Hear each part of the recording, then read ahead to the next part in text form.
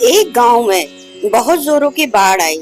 रामू नाम के एक व्यक्ति को छोड़कर उस गांव के सभी लोग एक सुरक्षित स्थान पर जा चुके थे। वह व्यक्ति सुरक्षित स्थान पर जाने से मना कर रहा था और बार बार यही बोल रहा था कि मेरे भगवान मेरी मदद करने के लिए आएंगे और वो ही मेरी मदद करेंगे, और वो वहीं बैठा रहा। उस गांव में पानी का लेवल बढ़ता ही जा रहा था। यह देखते हुए एक नाविक वहां आया। उसने रामू से कहा, भाई, पानी बहुत बढ़ता जा रहा है, तुम मेरे साथ चलो, कुछ ही देर में एक सुरक्षित स्थान पर हम होंगे। लेकिन रामू ने अपना जवाब नहीं बदला और नाविक से बोला, तुम चले जाओ, मुझे पूरा विश्वास है कि मेरे भगवान मेरी मदद करने आएंगे। पानी बढ़ता ही जा रहा था। यह देख रामू अपने घर की छत पर चला गया।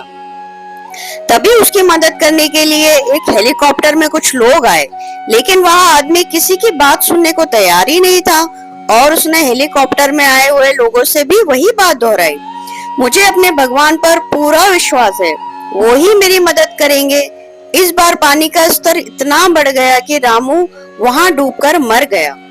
मरने के बाद जब वह भगवान के पास गया तब वह बहुत गुस्से में था और भगवान से बोला, मैंने आपकी इतनी पूजा अर्चना की, हमेशा आपकी सेवा में डूबा रहता था, लेकिन आपने मुझे नहीं बचाया। मुझे आप पर बहुत ज्यादा विश्वास था, फिर आपने मेरी प्रार्थना क्यों नहीं सुनी? भगवान ने रामू से कहा, तुम्हें क्या लगता है वो नाव और वो हेलीकॉप्टर तुम तक किसने भेजे थे? मैंने तुम्हें बचाने की पूरी कोशिश की, लेकिन तुम अपनी किस्मत या भाग्य के भरोसे ही बैठे थे। जब तुम खुद कुछ नहीं करना चाहोगे तो भला कौन तुम्हारी मदद करेगा? दोस्तों, अगर आप असफल होना चाहते हैं तो बेशक अपने भाग्य पर विश्वास कीजिए, और अगर आप सचमुच सफल होना चाहते हैं तो खुद पर यकीन रखिए, विश्वास कीजिए और अपनी किस्मत खुद लिखिए। आप ईमानदारी से जितनी कड़ी मेहनत करते जाते हैं, भाग्य को आप उतना ही अपनी तरफ खींच रहे होते हैं। इसलिए कभी भी आधे अधूरे मन से कोई काम मत कीजिए, क्योंकि आप ऐसा करते हैं तब आप नाकामी को अपनी ओर आकर्षित कर रहे होते हैं। जब आप अपनी जिम्मेदारी कबूल करने लगते हैं तब आप भाग्य या किस्मत पर यकीन नहीं करते। एक व्यक्ति दिन रात मेहनत करता है, वह अपने सुख चैन को त्याग देता है, अपनी मौज मस्ती छोड़ देता है, सारा दिन नई चीजें सीखने में लगा रहता है।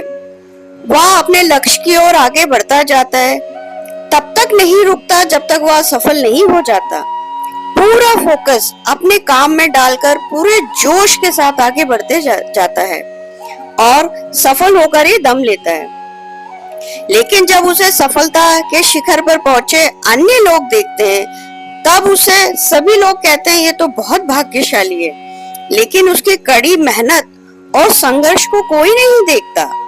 दूसरे लोग भले ही हमेशा आपको भाग्यशाली कहेंगे, लेकिन आपका लक्ष्य किसी भाग्य के सहारे पूरा नहीं होगा।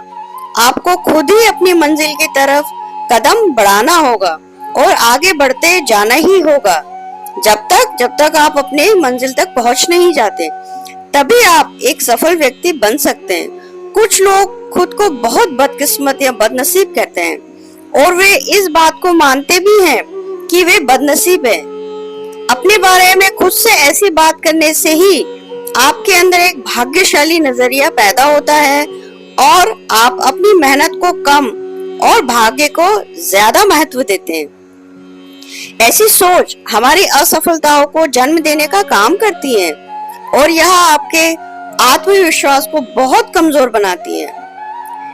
किसी ने क्या खूब कहा है, बंदे हैं हम उसके, हम पे किसका जोर, उम्मीदों के सूरज निकले चारों ओर, इरादे हैं फौलादी, हिम्मती हर कदम, अपने हाथों किस्मत लिखने चले हैं आज हम भाग्य, किस्मत या भगवान के भरोसे कभी मत बैठिए। क्या पता ये सारे हमारे ही भरोसे बैठे हो।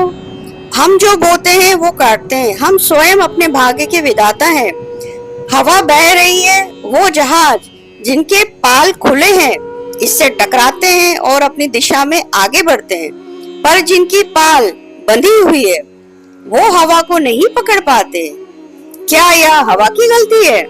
हम खुद अपना भाग्य बनाते हैं।